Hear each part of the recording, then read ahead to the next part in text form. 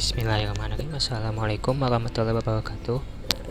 Kami dari kelompok 7 ingin mempresentasikan tentang model referensi OSI dan TCP/IP.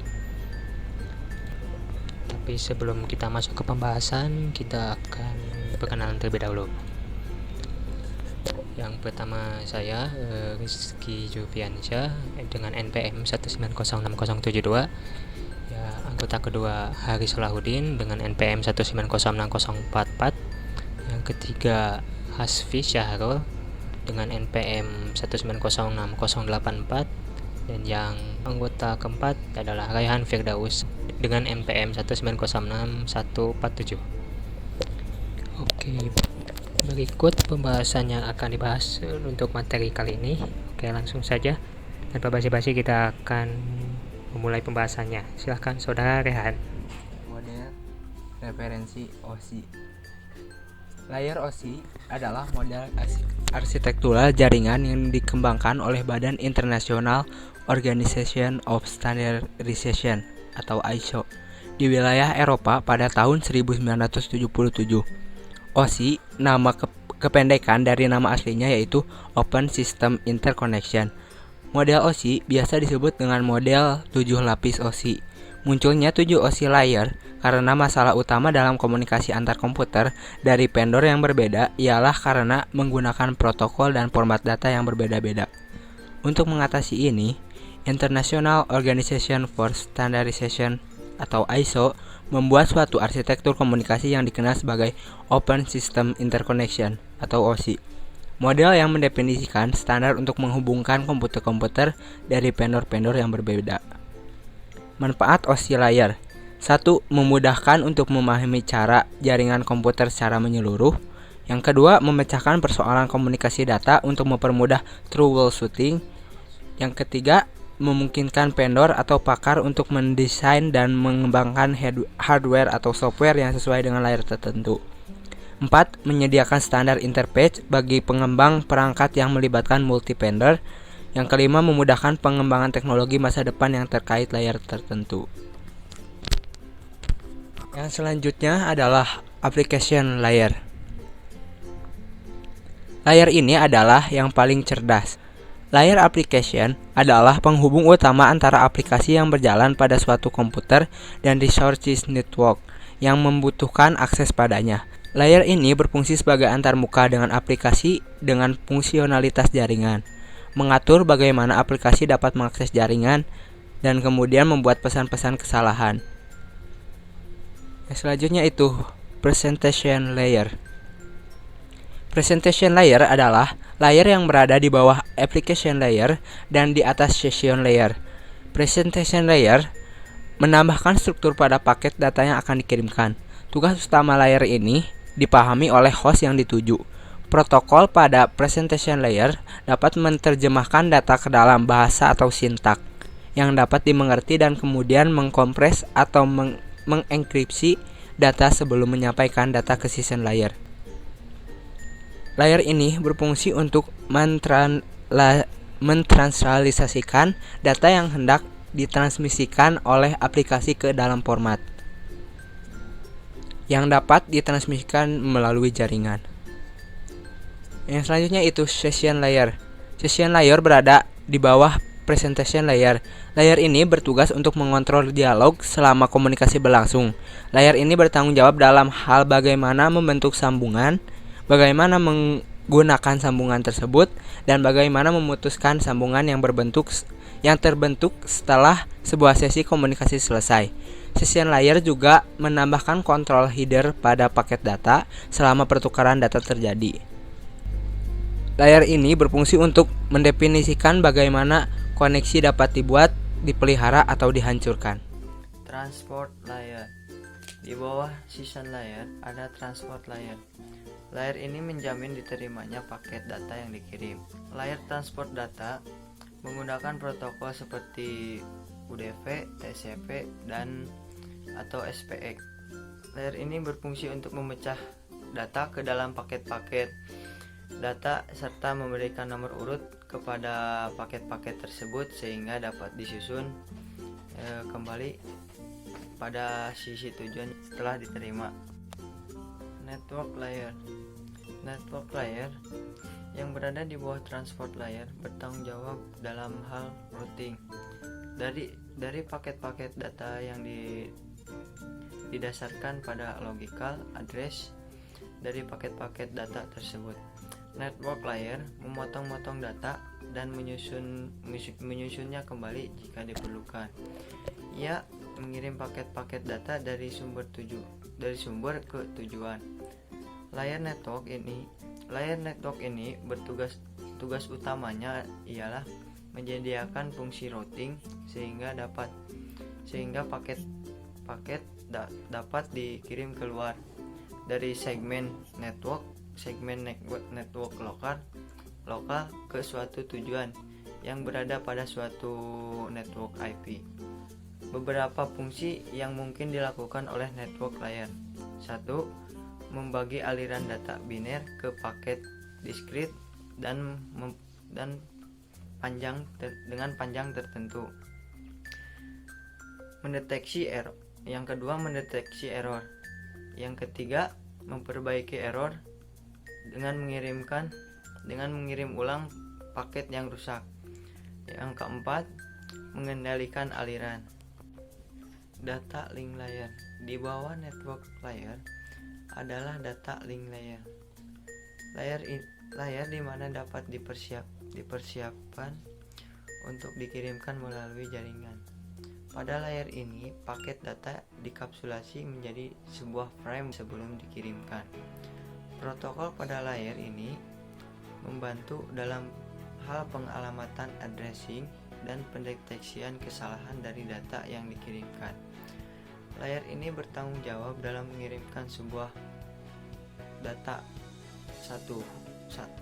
dari satu hub ke hub yang lain. Layar data link ini sedikit lebih pintar dibandingkan dengan layar fisikal karena menyediakan transfer data yang lebih nyata.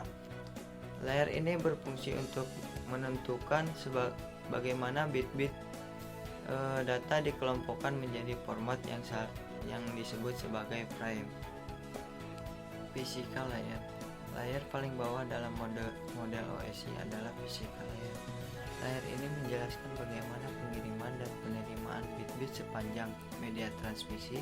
Layar ini berfungsi sebagai antarmuka antara aplikasi dengan fungsionalitas jaringan, mengatur bagaimana aplikasi dapat mengakses jaringan, dan kemudian membuat pesan-pesan kesalahan. Oke, teman-teman, saya akan membahas tentang cara kerja layer OSI. Nah, sebenarnya urutan dari cara kerja layer OSI ini tergantung kita sebagai siapanya gitu. Kalau kita sebagai transmitter atau sebagai pengirimnya, berarti cara kerja layer OSI-nya dimulai dari urutan yang ke-7. Lalu jika kita sebagai penerima, maka cara kerja layer OSI-nya itu dari bawah.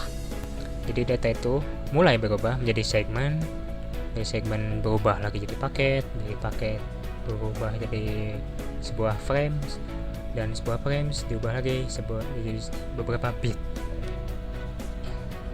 Langsung aja ya, kita ke layer ke-7, layer aplikasi. Menyediakan servis atau layanan yang berkaitan dengan network atau jaringan. Tidak hanya browser, tidak hanya browsing dan lain-lain. Jenis layanan application ini di sini ada file transfer ya. Bisa dicontohkan download, dan upload. Dan protokol yang bekerja di sini adalah FTP, File Transfer Protocol. Kemudian ada web surfing. Protokol yang bekerja di sini ada HTTP dan HTTPS yang secure. Terus di sini ada layanan email, SMTP.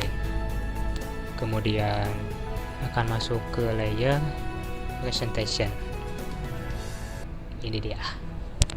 Dari aplikasi ke presentation, dia mengatur konversi dan transisi berbagai format data.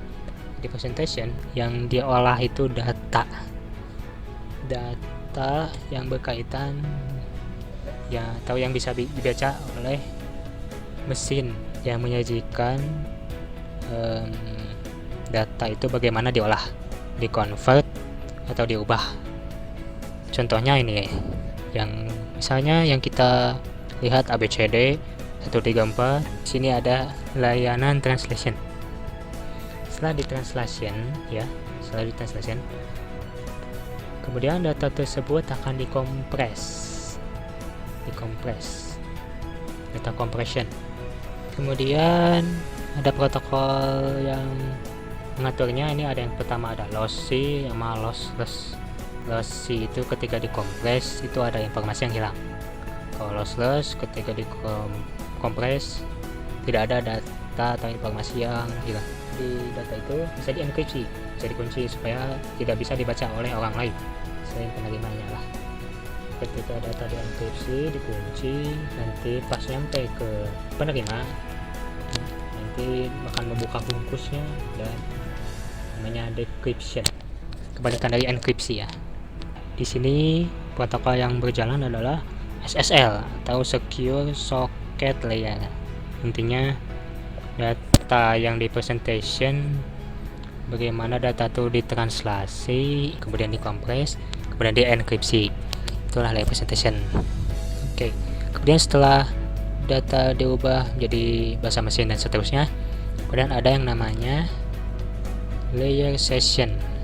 Layer session ini meliputi establishing, pembukaan sesi, lalu maintaining, itu dipertahankan sesinya, dan terakhir terminating atau menyudahi sesi.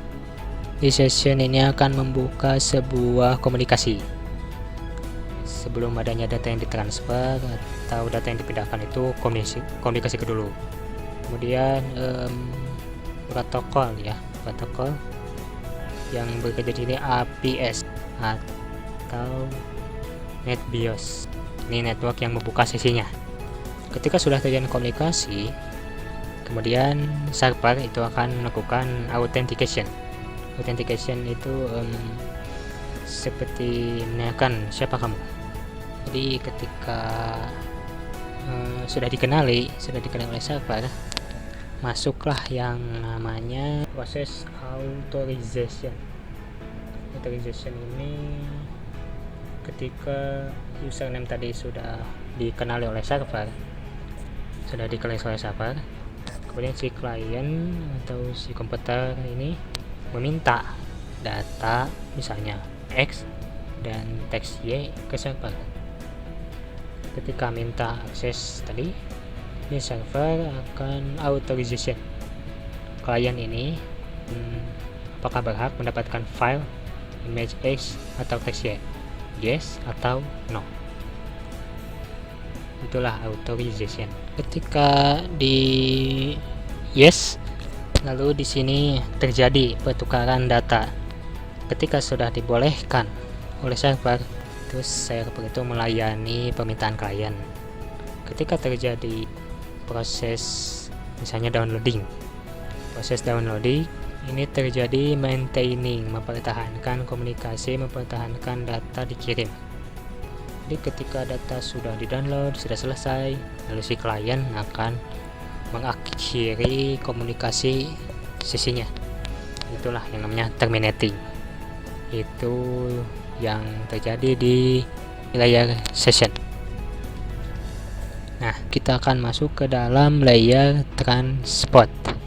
Layer transport ini menyediakan end-to-end communication protocol, bertanggung jawab atas keselamatan data dan segmentasi data. Segmentasi itu memecah data lah.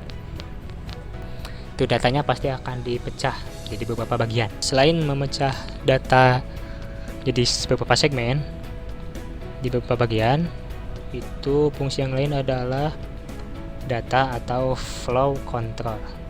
Flow control itu misalnya gini. Di sini ada server. Misalkan server. Jadi server mempunyai kemampuan mentransmisikan data itu maksimal 100 megabit per second. Kemudian HP klien maksimal 10 Mbps. Server mengirimkan dengan kecepatan transfer 50 Mbps. Si data ini akan menurunkan kecepatannya mendekati 10 Mbps atau kemampuan dari HP tersebut.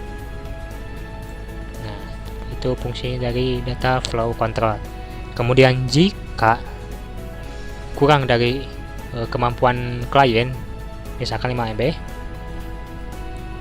itu otomatis dia akan menaikkan semaksimal mungkin kemampuan dari sebuah klien. Inilah yang dimakan data flow control. Kemudian ada error control. Sudah error control, sudah segmentasi. Ketika sudah diatur kecepatannya, di sini ada error control, ya. Error control itu maksudnya gini. Misalkan data dipecah jadi beberapa segmen. Misalkan pengiriman yang sampai di klien, misalkan ada segmen yang hilang ketika ditransmisikan. Nah, di sini ada yang dinamakan checksum, memeriksa data yang ada apakah sudah sesuai atau segmen yang dikirimkan. Ternyata yang dikirim hanya 2 segmen. Ketika terjadi seperti ini, error control ini akan melakukan automatic repeat request atau melakukan request lagi, memberitahu kepada server, hey server, ini datanya ada yang kurang, ada satu segmen yang belum terkirim, dikirim ulang sampai datanya terpenuhi. Setelah dipecah-pecah, setelah diatur kecepatannya, lalu dicek apakah ada error atau enggak. Di sini juga ada layanan yang lain yang connection oriented sama connectionless oriented atau TCP UDP. Jadi connection oriented itu TCP, kemudian connectionless itu protokolnya UDP. Perbedaan connection sama connectionless itu, connection itu butuh feedback, alasan dari oh iya saya sudah menerima filenya, ya, itu TCP. Kalau UDP itu tidak bisa feedback, ya, tidak dikasih sebuah layanan feedback. Jadi UDP hanya kirim-kirim saja, tidak peduli apakah diterima atau tidak. Apapun yang dikirim kita tidak bisa komplain, mau datanya kurang atau gimana tidak bisa. Namanya juga connectionless. Itu yang paling cepat itu UDP, transfernya lebih cepat UDP. Kenapa? Karena tidak ada yang namanya feedback, tidak ada feedback, tidak ada proses untuk mengecek kembali, mengirimkan ulang juga tidak bisa, repeat request tidak bisa. Jadi ketika di application presentation session itu datanya masih berupa data belum dipecah, ketika layar transport datanya dipecah, ketika dipecah dikirimkan, akan dikirimkan kecepatannya seperti apa, lalu mendeteksi error juga, terus connection yang dipakai oriented atau connectionless oriented. Setelah data dipecah akan masuk ke layer network. Di sini ada menentukan rute yang dilalui oleh data, menentukan rute, menyediakan logika addressing atau pengalamatan, data paket juga, kemudian ada routing, penentuan rute, kemudian ada path determination atau penentuan tujuan. Setelah data tadi masih berupa segmen, ya, yang di transportation masih berupa segmen, datanya sudah dibagi-bagi. Oke, di si layanan network ada yang namanya logika addressing. Jadi segmen tadi itu disematkan 2 IP tujuan dan IP pengirim. Jadi di layer ini, logika addressing ini, data-data tadi yang dipecah jadi segmen itu saat dikirimkan di network disematkan, dimasukkan IP, dan IP tersebut IP pengirim dan IP penerima. Ketika menentukan rute IP tadi, IP ini tidak hanya IP yang harus disematkan, jadi ada netmask, ada netmask yang disematkan. Tidak hanya IP ya. Menentukan rute ketika klien melakukan meminta request ke server. Ini pengirim, ini penerima. Jadi dia menentukan rute mana yang paling tercepat. Data di network ini sudah menjadi sebuah paket ya. Paket tadi akan masuk ke dalam sebuah data link, layer data link.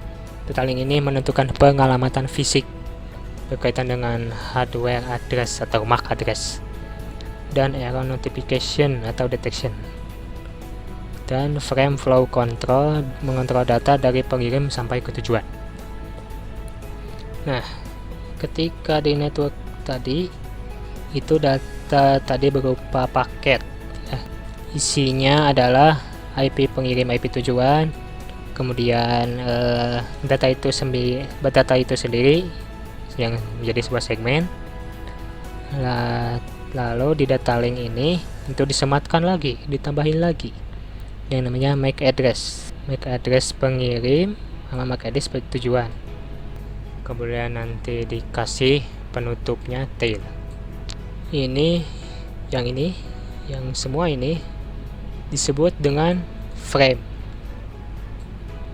Jadi MAC address kita datang tadi data paket disematkan IP, lalu ditambahin MAC dan tail, itu menjadi sebuah frame. Di sini juga ada yang namanya frame flow control atau error detection. Jadi di frame flow control ini ketika ada error pengiriman data, dia akan memastikan data yang dikirim itu apakah kurang. Jadi ketika nanti tidak sampai ke ke network tujuan, dia akan mengecek apakah benar IP-nya IP sekian, hardware sekian, MAC address sekian. Kemudian data tadi berupa frame ya, di data link berubah jadi frame, berisi MAC address, IP, segmen, dan tail. Kemudian masuk ke layer fisik. Setelah menjadi frame, ketika masuk layer fisikal itu diubah menjadi sebuah bit. Jadi di sini ada proses signaling dari sebuah bit, nanti bit itu akan ditransmisikan menjadi sebuah sinyal, disesuaikan dengan media transmisinya. Apakah dia menggunakan kabel, apakah dia menggunakan fiber optik, kabelan, dan seterusnya. Jadi terus sinyal ini berjalan terus sampai ke layer aplikasi ya, sampailah ke application layernya si klien atau penerima. Di sini saya akan menjelaskan tentang Transmission Control Protocol atau Internet Protocol. TCP atau IP merupakan standar komunikasi data dalam proses tukar-menukar data dari suatu komputer ke komputer lain dalam sebuah jaringan. TCP menjelaskan bagaimana dua buah host dapat saling berkomunikasi dan bagaimana kedua host ini tetap terkoneksi atau sama lain ketika data dikirim. TCP bertanggung jawab untuk memastikan data diterima di host tujuan. TCP meninggalkan jejak tentang apa yang dikirim dan dikirim ulang atau informasi apapun yang tidak berhasil dikirimkan. Lanjut ke application. Application layer adalah bagian dari TCP IP di mana permintaan data atau service proses aplikasi pada layer ini menunggu di portnya masing-masing dalam suatu antrian untuk diproses. Layer application sebagai penyedia servis terhadap software yang berjalan pada komputer. Protokol yang beroperasi pada layer ini adalah HTTP, FTP, POP3, SMTP, dan lain sebagainya. Pada layer ini akan dipilih protokol yang sesuai untuk mengirim dan menerima data.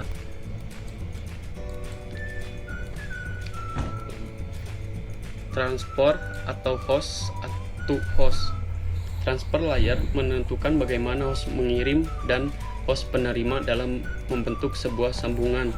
Sebelum kedua host tersebut berkomunikasi, serta seberapa sering kedua host ini akan mengirim acknowledgement dalam sambungan tersebut satu sama lainnya. TCP digunakan untuk mengirim data dengan prioritas keutuhan data, di mana data yang dikirim dan diterima sama persis atau jamin 100% sebagai pecahan data yang dikirim. UDP protokol ini mengabaikan keutuhan data dikirim dan diterima. Tugasnya hanya mengirim data tanpa peduli apakah data diterima dengan utuh atau tidak. Penggunaan protokol ini dikhususkan untuk transfer data atau informasi dengan target data tersaji secara real time dan tanpa delay. Lanjut ke internet layer. Internet layer dari model TCP atau IP berada di antara network, interface layer, dan transport layer. Internet layer berisi protokol yang bertanggung jawab dalam pengalamatan dan routing paket. Internet layer terdiri dari beberapa protokol, diantaranya yang ke-1 Internet Protocol atau yang disebut dengan IP.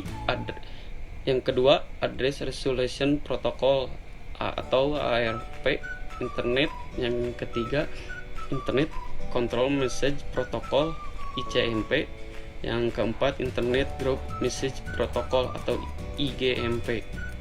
Layar internet sebagai penyediaan fungsi IP addressing, routing, dan menentukan path terbaik. Internet layer memiliki protokol TCP IP.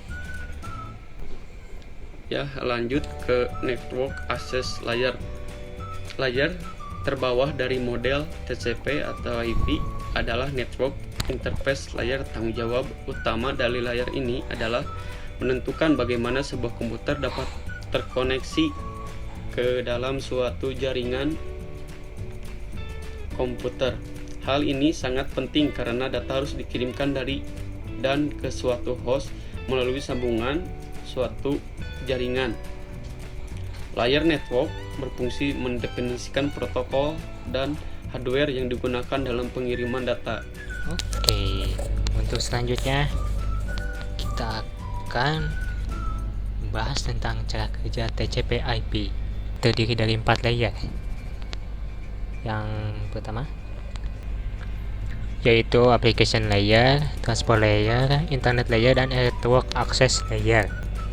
Protokol TCP/IP digunakan oleh komputer untuk berkomunikasi melalui jaringan komputer. Jadi komputer nanti akan memproses paket dan mengemasnya ke dalam paket data untuk dikirimkan ke tujuan, ke komputer tujuan melalui jaringan komputer.